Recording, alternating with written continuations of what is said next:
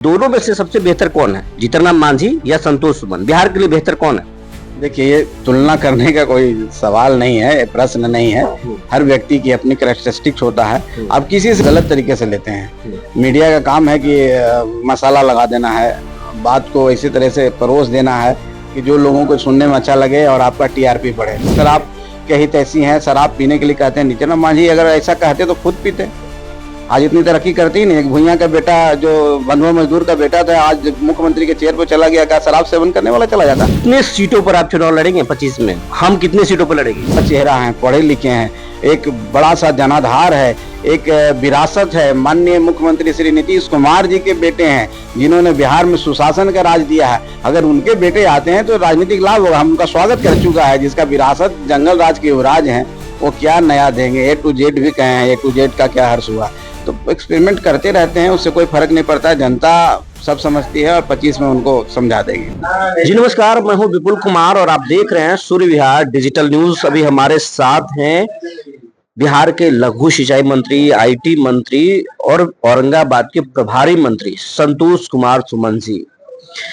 बहुत विनम्र हैं, लेकिन काम करने का अंदाज इनको बिल्कुल अलग है। अब संतोष कुमार सुमन जी से जानेंगे कि जिस तरीके से ये लोग बिहार में काम कर रहे हैं और दावे कर रहे हैं कि आने वाले 2020 के चुनाव में हम 225 सीटें जीत कर लाएंगे और विपक्ष का सुपड़ा साफ हो जाएगा। क्या आपको लगता है कि संतोष कुमार सुमन जी, आप लोग जिस तरीके से लड़ रहे हैं, सिर्फ आप जीतेंगे, विपक्ष साफ हो जाएगा? देखिए, हम लोग कोई हवा में बात नहीं कर रहे हैं, इसके पीछे तथ्य है। तथ्य है कि देखिए, गठबंधन बिहार में दो तरह का गठबंधन है, एक महागठबंधन और एक एनडीए गठबंधन। आप अगर एनडीए गठबंधन को देखें या महागठबंधन को देखें तो आपको एक क्रिस्टल क्लियर नजर आएगा, एकदम साफ नजर आएगा। गठबंधन का मतलब होता है कि समन्वय स्थापित करना। गठबंधन का मतलब होता है कि सभी दलों के नेताओं के बीच में एक समन्वय हो और उसके साथ कोऑर्डिनेशन के साथ जो काम करते हैं, मन से काम करते हैं, दिल से काम करते हैं, ना कि भीड़ हो, तो हम समझते हैं उसका आउटपुट और उसका रिजल्ट ज्यादा अच्छा आता है। आप महागठबंधन को देखें तो महागठबंधन कहने को महागठबंधन है, उसमें भी बहुत सारी पार्टियां हैं। आप विगत चुनाव जो लोकसभा के चुनाव हुए हैं उसमें आप देखिए कि प्रचार हो रहा था। माननीय तेजस्वी यादव जी जो उस गठबंधन के प्रमुख नेता हैं, वो हेलीकॉप्टर से दौरा करते हैं और उनके साथ कभी कांग्रेस के विधायक नजर नहीं आए, कांग्रेस के कोई नेता नहीं नजर आए, माले के कोई नेता नजर नहीं आए। सिर्फ एक मुकेश सहनी जी को इंटरटेनमेंट के लिए रख दिया गया। एक कैंपेनियन चाहे किसी व्यक्ति को चाहिए तो एक बहुत सारे पहले बड़े नेता की नहीं कहेंगे, बड़े बड़े लोग भी होते थे गांव में, तो एक लोगों को रखते थे कि मन उदास हो तो कुछ ऐसी बातें करे, चुटकुला कर देंगे, हंसने में मना। तो इस तरह से माननीय तेजस्वी यादव जी ने एक व्यक्ति को रखा और उनको सिर्फ केक काटा, मछली खाया, जो भी किया। तो इससे पता चलता है कि गठबंधन नाम की कोई चीज नहीं है। किसी से वो बात नहीं करते हैं। एक जगह कैंडिडेट, कांग्रेस के कैंडिडेट को खड़ा होने नहीं दिया जाता है, वो निर्दलीय खड़े होते हैं और उनका कैंडिडेट का बड़ा बुरा हर्ष होता है, निर्दलीय लोग जीत जाते हैं। तो वहां पर तो वैसे कुछ नहीं है। और जहां तक हमारी की बात करें, एनडीए की बात करते हैं, बिहार में देखिए पहला बार ऐसा संयोग है और एक बिहार पूरे देश के लिए एक नजीर पेश करेगा, एक उदाहरण पेश करेगा, इस मामले में करेगा कि गठबंधन होता था और गठबंधन के नेताओं से गठबंधन हो जाता था। लेकिन आज का जो गठबंधन है हमारा, एनडीए का जो गठबंधन है, आप ग्राउंड स्तर पर गठबंधन है, बूथ स्तर पर गठबंधन। संतोष जी, आप कैसे कर सकते हैं? आपकी पत्नी जब चुनाव लड़ रही थी तो उस चुनाव में चिराग पासवान नहीं आए कैंपेनिंग करने, इस पर क्या कहेंगे? देखिए, चिराग पासवान जी एक नेता नहीं आए, लेकिन इसका मतलब नहीं है कि लोजपा के कार्यकर्ता हमारे क्या नहीं लगे हुए थे। संयोग हो सकता है। आप संयोग को किसी चीज से, एक्सेप्शन को किसी चीज से जोड़ नहीं सकते हैं। आप वो गलत डायरेक्शन में चल रहे हैं। चिराग पासवान जी का जब 22वीं माननीय स्वर्गीय रामविलास पासवान जी का 22वीं पुण्यतिथि था, उसमें हम गए हैं। चुनाव के बाद हम गए होंगे, अगर आप लोग देखें तो निकाल के देखिए। अगर ऐसा हमारे अंदर कोई खटास रहता तो हम क्यों जाते हैं? उसके बाद भी चिराग पासवान जी से हमारी मुलाकात हुई, उनके प्रदेश अध्यक्ष भी हमारे के यहाँ आते हैं और वार्ता भी होती है। तो ये बात देखिए, आप जो कह रहे हैं वो कहीं पर कुछ नहीं है, एक संयोग मात्र है और हर व्यक्ति नहीं आ पाता है और हर पार्टी के नेता कुछ एक दो आते हैं। अब हम अगर आप कहने लगे कि आपके इमामगंज में माननीय प्रधानमंत्री क्यों नहीं आए, माननीय गृह मंत्री क्यों नहीं आ रहे हैं, वो बातों को घुमा रहे संतोष जी। नहीं, घुमा नहीं रहे हैं। आप देखिए, आप इस बात को स्पष्ट तौर पर मान लीजिए और औरंगाबाद का उदाहरण दे दिए। यहाँ पर एनडीए का कार्यक्रम हुआ और वहां पर देखिए कि पांचों दल के नेता आए थे कि नहीं, पांचों हमारे प्रदेश अध्यक्ष आए थे।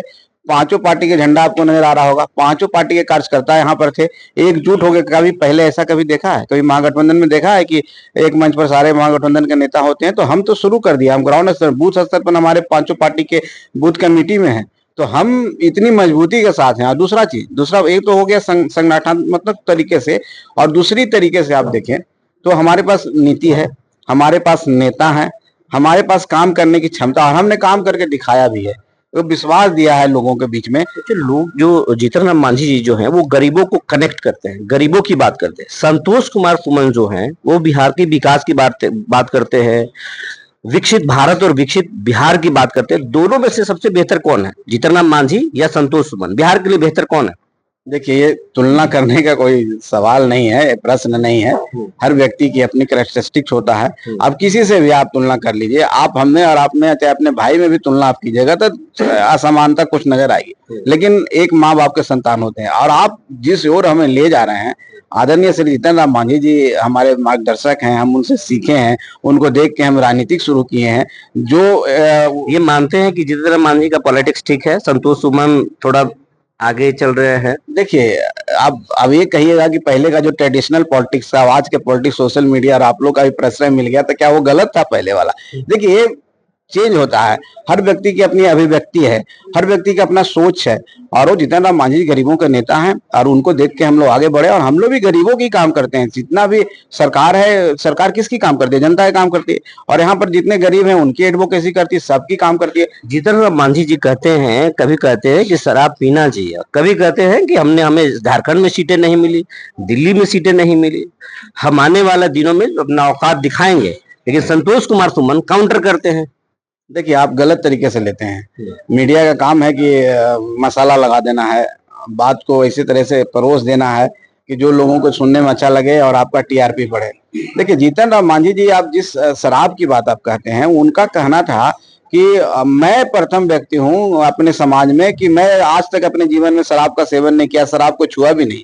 जीतन राम मांझी जिस समाज से आते हैं, उस समाज के लोगों को आप देखे होंगे कि लत है, बुरी लत है। उसी के लिए तो माननीय मुख्यमंत्री जी ने कहा कि वो समाज रसातल की ओर जा रहा है, अगर शराब पिएगा तो और नीचे चला जाएगा, इसलिए उन्होंने बंद किया। तो जीतन राम मांझी तो खुद उसके उदाहरण है। संतोष सुमन आज है तो अपने जीवन में कभी शराब को छुआ नहीं है।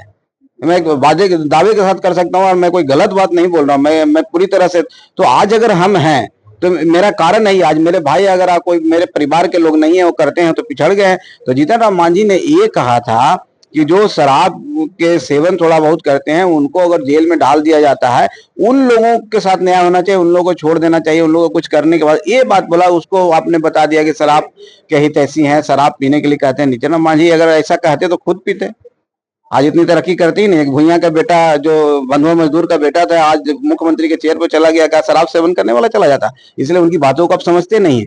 अब दूसरी बात है, जहां तक झारखंड और दिल्ली की बात है, हमने झारखंड में कभी सीट मांगी नहीं। जीतन राम मांझी ने कहा कि उन्हें ऐसा लगा कि वो बिना मांगे जनता दल यूनाइटेड को और चिराग पासवान जी को सीट मिला, मुझे भी मिल जाता तो मैं भी काम करता, मैं भी एनडीए के लिए काम करता, और मेरी भी उपयोगिता साबित होती है। उस उपयोगिता को आप औकात में बता दिए। अब देखिए, उन्होंने तो खुद बोला है। शब्दों का, देखिए, शब्दों का चेहरा आदमी फ्लो में बोल दिया जाता है, उसको भावना को समझना चाहिए, नहीं कि उसका बतंगड़ बनाना चाहिए। आप वही बात को पकड़ लेते हैं। अब जैसे मुंगेर की सभा में उन्होंने कहा कि मुझे कैबिनेट उनको जाना था, और भाषण दे रहे थे, भीड़ थी, हम लोग कहें कि जल्दी जल्दी खत्म कीजिए, आप पहले जहाज पकड़ना है, तो बोले लगता है कैबिनेट छोड़ना पड़ेगा। अब कैबिनेट छोड़ना पड़ेगा तो आप लोग चला दिए कि रिजाइन करने वाले। ये तो आपकी कलाकारी है और बाजीगरी है, इसमें हम क्या कर सकते। कितने सीटों पर आप चुनाव लड़ेंगे 25 में? हम कितने सीटों पर लड़ेंगे? एनडीए 243 सीट पर लड़ रहा है, और एनडीए, हम कितने सीटों पर लड़ेंगे? ये अभी विषय नहीं है, हम लोग आपस में तय करेंगे, तब आपको बता देंगे। अब ये बताया जा रहा है कि कुटुंबा के सीट पर नजर तो है ही हमके, लेकिन उसको छोड़कर के आप बोधगया भी जा सकते हैं। अब देखिए, ये क्या होगा नहीं होगा, जब बैठेंगे हम लोग, एनडीए के कार्यकर्ता चुनाव लड़ेगा, और उसमें किसी पार्टी का भी हो सकता है, लेकिन आप मान के चलिए कि एनडीए का प्रतिनिधि करेगा, और कौन सीट रहेगा इसका भी कोई डिसीजन ही नहीं हुआ, तो इस पर क्यों हम लोग से विवाद करवाना चाहते हैं। निष्ठांत की एंट्री हो रही है जदयू में, आप इस पर क्या कहेंगे? अगर आप भी आपके छोटे भाई जैसे आप राजनीति में आना चाहेंगे तो आपको मना कर देंगे। आपके पिताजी मना कर, आपने पत्रकारिता को चुना है तो आपके पिताजी ने मना कर दिया। हो सकता है वो चाहते होंगे आईएएस आईपीएस बने। देखिए, हर व्यक्ति की अपनी आजादी है, राजनीति में आप किसी को रोक नहीं सकते हैं। आज मैं संतोष सुमन राजनीति में है तो मेरे पिताजी मुझे कभी जबरदस्ती थोपे नहीं है। निशांत जी अगर आते हैं, युवा चेहरा है, पढ़े लिखे हैं, एक बड़ा सा जनाधार है, एक विरासत है, माननीय मुख्यमंत्री श्री नीतीश कुमार जी के बेटे हैं जिन्होंने बिहार में सुशासन का राज दिया है। अगर उनके बेटे आते हैं तो राजनीतिक लाभ होगा, हम उनका स्वागत करेंगे। लेकिन उनका विषय है, ये नितांत उनका विषय है, उस पर मैं उनको फोर्स नहीं कर सकता और ना उस पर कोई टिप्पणी कर सकता। राजद को एक नई दिशा देने की कोशिश कर रहे हैं तेजस्वी यादव, और अलग अलग बोल रहे हैं कि हम अब नया बनाएंगे, बिहार बनाएंगे, और आप लोग कहते हैं कि 2000 पहले जंगल राज था। देखिए, भटके हुए राही हैं बेचारे। एक कहावत है, नहीं बोलना चाहिए, कि किसी के पूंछ को आप कितना भी दबाइएगा वो टेढ़ा ही हो जाएगा। जो इतना बिगड़ चुका है, जिसका विरासत जंगल राज के युवराज हैं, वो क्या नया देंगे। ए टू जेड भी कहे हैं, ए टू जेड का क्या हर्ष हुआ। तो एक्सपेरिमेंट करते रहते हैं, उससे कोई फर्क नहीं पड़ता है। जनता सब समझती है और 25 में उनको समझा देगी। ये थे संतोष कुमार सुमन जी, जो बता रहे थे कि निशांत को आना चाहिए, और वो जंगल राज युवराज है तेजस्वी। बोल कुछ भी ले, लेकिन आएंगे तो क्या करें वो बिहार की जनता को मालूम है। ऐसा कुछ होने वाला नहीं है। बने रहिए हमारे साथ, ऐसी ही शख्सियत के साथ फिर मिलेंगे। तब तक के लिए धन्यवाद।